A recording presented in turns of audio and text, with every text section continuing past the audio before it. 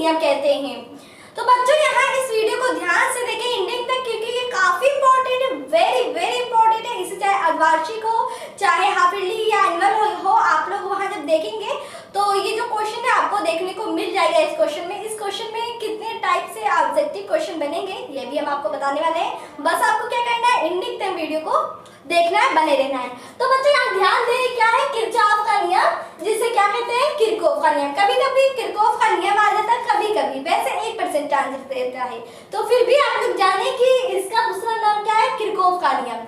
अब देखिए बच्चों यहाँ सबसे पहले अगर आपसे कोई पूछे किरचॉफ का नियम, किरचॉफ का नियम क्या है, इसमें क्या हुआ था, किस तरीके से इसका नियम बना, तो आप लोग कह सकते हैं कि सन 1842 ईस्वी में किरचॉफ ने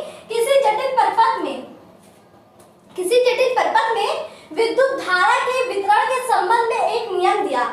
किसी जटिल परिपथ में विद्युत धारा की जो वितरण होते हैं उसके संबंध में एक नियम दिया, जिसे किरचॉफ का क्या कहते हैं, नियम कहते हैं। जी हाँ। अब बच्चों यहाँ ध्यान दें, पहला नियम क्या था, धारा के नियम, जिसे संधि का नियम भी कहते हैं। देखिए इसका दो नाम होता है, जैसे कि आप लोग का भी दो नाम होगा, एक घर का एक स्कूल का। चिंटू बिट्टू घर का ले ले, स्कूल का राम मोहन सोहन जो भी ले ले। तो बच्चों इसी तरीके से इसका भी दो नाम है, क्या है, धारा का नियम या संधि का नियम। जी हाँ, धारा का नियम या संधि का नियम, ये हो गया। वैसे तो आता है किरचॉफ का नियम लिखे, और कभी कभी आता है कि किरचॉफ के दूसरे नियम धारा का नियम लिखे, और इसका नाम जानते रहे आप लोग कि इसका नाम क्या है। अगर देखिए स्कूल में अगर आपको आपके फ्रेंड्स मोहन सोहन के नाम से आपको जानते हैं, और घर का नाम चिंटू पिंटू है, जब आपके पेरेंट्स स्कूल में जाते हैं आपको चिंटू नाम से बुलाते हैं, तो कोई नहीं समझ पाता है कि किसे बुला रहे हैं। काफी जो क्लोज फ्रेंड होते हैं वही लोग आपके घर का नाम जानते हैं, वैसे तो कोई नहीं जानता होगा घर का नाम। वैसे ही यहाँ है कि इसका नाम धारा के नियम या संधि का नियम, दोनों आप लोग को जानना जरूरी है, कि दोनों आ जाए तो आप लोग जानते रहे कि इसका आंसर वही होगा। दोनों नाम सेम ही है, एक ही पर्सन का नाम है। अब देखिए किसी विद्युत परिपथ में किसी भी संधि पर, किसी विद्युत परिपथ, ये कोई विद्युत परिपथ है और यहाँ क्या है, इसकी एक संधि है, मिलने वाली क्या है, संधि है। एकदम बच्चों ध्यान दें, संधि पर मिलने वाली समस्त धाराओं का जो बीजगणितीय योग होगा वो क्या होगा, शून्य होगा। जितनी धारा अंदर जाएगी उतनी धारा वो बाहर निकल जाएगी, वो कहीं वो उसका जो इकट्ठा है वो नहीं होगी, जितनी धारा जाएगी उतनी धारा वो निकल जाएगी। ये पहले नियम में बताया गया था। तो पहला नियम यही है कि किसी विद्युत परिपथ के किसी भी संधि पर, किसी विद्युत परिपथ के किसी भी संधि पर मिलने वाली समस्त धाराओं, देखिए समस्त धाराओं का जो बीजगणितीय योग होगा क्या होगा, शून्य होगा। यहाँ देख सकते हैं सिग्मा आई इज इक्वल क्या है, 0 है। इसका जो फार्मूला बच्चों बनेगा, ये इसका क्या है फार्मूला है, I1 plus I2 minus I3 minus I4 minus I5 is equal 0। अब बच्चों आप लोग सोच रहे होंगे कि माइनस माइनस माइनस कहाँ से आ गया, तो बच्चों आप लोग को हम बता दें, अंदर जब वो जाएगा तो आप लोग उसे प्लस में लेंगे, और जब वो एक चीज बाहर में निकलेगा, बाहर देखिए निकलेगा, तो उसे माइनस में लिखेंगे। तो आपका I1 I2 अंदर जा रहा है तो इसे हमने प्लस में लिखा है, और आपका 3 4 और 5 जो है वो क्या हो रहा है, बाहर निकल रहा है, तो उसे हमने माइनस में लिखा है, माइनस में हो गया। अब ये आपका तो ये हो गया प्रथम नियम, क्या हो गया, पहला नियम, जिसे धारा का नियम या संधि का नियम कहते हैं, किरचॉफ का नियम। अब ध्यान दें बच्चों, यहाँ इसमें हमने आपको एक न्यूमेरिकल बताने की कोशिश की है कि आप लोग इस पर न्यूमेरिकल भी देखें। काफी न्यूमेरिकल इस टाइप से क्वेश्चन 3 या 4 मार्क्स का पूछ लिया जाता बच्चों। तो यहाँ ध्यान आप लोग को देना है। देखिए यहाँ आपका ये दे दिया गया, हमने बताया इस फार्मूले का यूज करना है। हमने क्या होता है, जो जाएगा अंदर उसे प्लस में, जो बाहर निकलेगा उसे माइनस में। और देखिए यहाँ क्या पूछ रहा है, धारा आई का मान याद करना है। तो बच्चों यहाँ देखिए आपका दो जो चीज है वो अंदर जा रहा है और दो बाहर निकल रहा है। 3 एम्पियर 1 एम्पियर आपका अंदर जा रहा है, 9 एम्पियर 4 एम्पियर जो है वो बाहर निकल रहा है। अब बच्चों यहाँ देखिए आई को हमको तो पता ही नहीं है, तो आई को क्या, आई आपका अंदर जा रहा है, इसे प्लस में ही लिखेंगे, आई प्लस प्लस 3 एम्पियर अंदर जा रहा है, 1 एम्पियर प्लस में 9 जो है माइनस एम्पियर, 4 जो है माइनस एम्पियर। अब बच्चों जब आप लोग इसे सॉल्व करेंगे तो यहाँ ध्यान दें, i इज इक्वल -3। देखिए आपको i को इस साइड में रोक लेना है, जितनी चीजें है उसको हमको उस साइड में लेकर जाना है। आप जब इस साइड में लाएंगे तो यहाँ देखिए जब सॉल्व करेंगे ये प्लस वाला माइनस हो जाएगा और माइनस वाला प्लस में हो जाएगा। तो बच्चों यहाँ देखिए माइनस का प्लस और प्लस का माइनस हो गया, क्योंकि हमने उस साइड में लेकर गया तो चिन्ह बदल जाएगा। अब देखिए इसे जब सॉल्व करेंगे तो क्या हो जाएगा, माइनस माइनस प्लस हो जाएगा। तो यहाँ देखिए बच्चों 3 और 1 4 हो जाएगा, और इसमें ये वाली बड़ी संख्या है ये वाली, तो इसका चिन्ह हम लगा देंगे उसके सामने, +9 + 4। अब -4 + 4 कैंसिल आउट हो जाएगा और बचा 9, यानी कि आपका जो धारा है वो 9 एम्पियर है। तो इसका बच्चों आंसर था। आई होप आपको न्यूमेरिकल भी समझ में आ गया होगा। हमने एक आपको न्यूमेरिकल भी इसलिए बता दिया कि जिससे आप लोग को ज्यादा समझ में आए। अब बच्चों आप ध्यान दें, दूसरा है उल्टता का नियम। दूसरा नियम इनका किरचॉफ का जो था वो उल्टता का नियम था। इन्होंने 2 नियम दिया था, एक था आपका धारा के नियम और दूसरा था उल्टता का नियम, जिसे पास का नियम भी कहते हैं, लूप का नियम कहते हैं। अब भैया देखो यहाँ इनका 3 नाम है, इनका 2 ही नाम था, ये 3 नाम लिए बैठे हैं। इनका क्या है, उल्टता का नियम, पास का नियम और लूप का नियम। 3 नाम हो गए भैया। देखिए सभी लोग का 2 नाम 3 नाम 4 यहाँ तक कि 5 नाम हो जाता है लोगों का। तो इनका कितना नाम हो गया, 3 हो गया। जब मनुष्य जब लोग अपना नाम 2-3 रख सकते हैं तो ये क्यों नहीं रख सकते हैं। तो इनका नाम हो गया उल्टता का नियम, पास का नियम, लूप का नियम।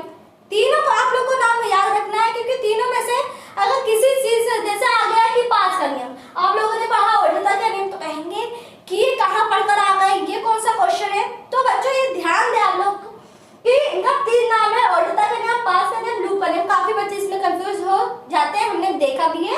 तो इसलिए बच्चों आप लोग को ध्यान देना है, ये तीनों नाम आप लोग को माइंड में सेट कर लेना। अब बच्चों यहाँ देखें जो उल्टता का नियम था, इसमें क्या हुआ था, अभी यहाँ हमने बताया था धारा का नियम, इसमें धारा चल रहा था। अब इसमें उल्टता का नियम है।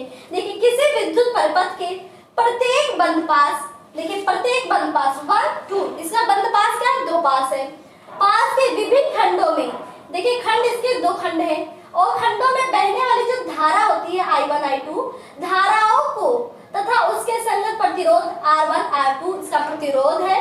संगत प्रतिरोध देखिए आमने सामने संगत ही तो हुआ, संगत प्रतिरोध के गुणनफलों का बीजगणितीय योग उस पास में लगे विद्युत वाहक बलों के बीजगणितीय योग के बराबर होता है। तो बच्चों यहाँ समझ में आया।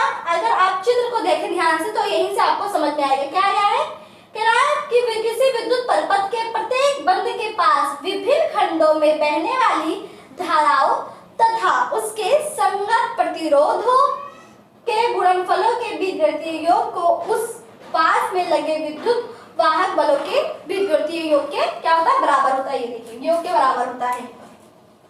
तो यहाँ sigma I R equal sigma ई हो जाएगा।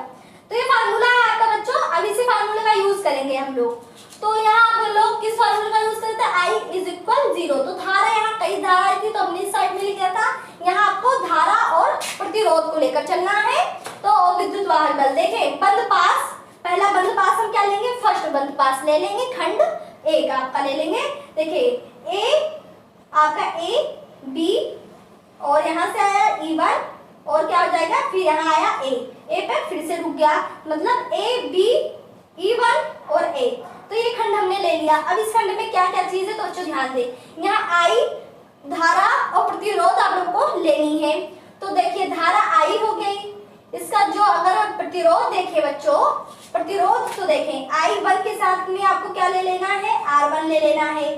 I2 के साथ क्या ले लेना है बच्चों, आपको R2 ले लेना है। माइनस क्यों लगा यहाँ, ये इस साइड से आ रहा है और ये इस साइड से आ रहा है, तो इसका जो आपका अपोजिट होगा वो माइनस में हो जाएगा। और यहाँ बच्चों ये देखें E1 आपका E1 और E2 देखिए इस साइड से इस साइड से आ रहा है, तो E1 - E2 हो जाएगा।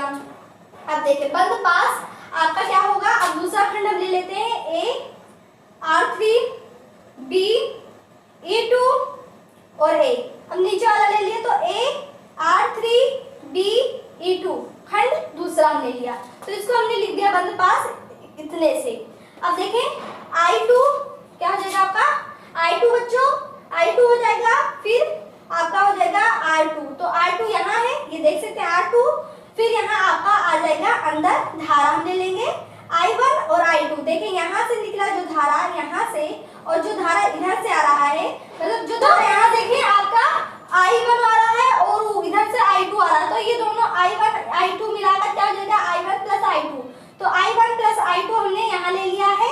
अब इसका प्रतिरोध देखें तो R3 हो गया है, क्या हो गया, R3 हो गया है, और आपका E2 इस साइड में आ गया। तो ये आपका एक समीकरण मिल गया है।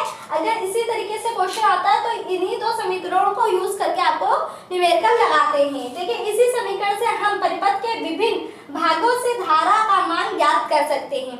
कहीं भी मान में डाउट हो आप लोग कमेंट द्वारा पूछ सकते हैं। तो ये आपका बच्चों ये सॉल्व हो गया। ये आपका था उल्टा टेनिस, काफी आसान है। ये पहला वाला बच्चों को टफ लगता है क्या, दूसरा ही वाला लगता है।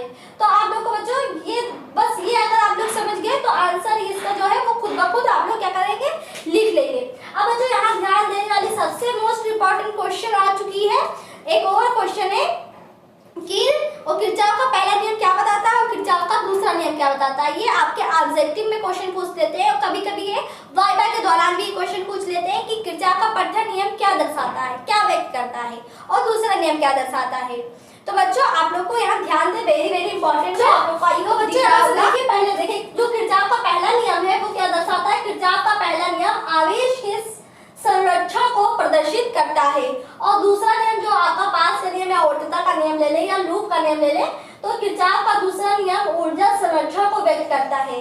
तो ये ऑब्जेक्टिव में आ जाएगा कि जो किरचॉफ का दूसरा नियम है वो किस चीज को प्रदर्शित करता है, ऊर्जा संरक्षण को, आवेश संरक्षण को, कि और कई ऑब्जेक्टिव गलत कर दे देंगे तो उसमें जो रहेगा राइट लगाना है आपको, ऊर्जा संरक्षण का को व्यक्त करता है। और पहला वाला रहेगा आपको किसके, आवेश, और दूसरा रहेगा ऊर्जा संरक्षण। तो इतना आपको ध्यान में देना है। तो बच्चों ये थी आपकी किरचॉफ के नियम, काफी इंपॉर्टेंट है। इसे आप लोग को एकदम से रट लेना है, समझ लेना है, और आप लोग को याद भी हो चुका होगा बच्चों। इसे आप लोग नोट्स कॉपी में बना लें क्योंकि हमने यहाँ बहुत इजी तरीके से आप लोग को समझाया है।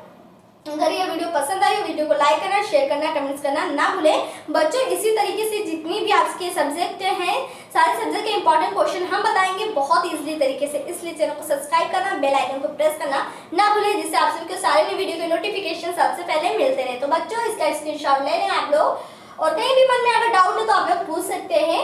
किरचॉफ का नियम काफी इंपॉर्टेंट है, खींच लें इसे, स्क्रीनशॉट ले लें।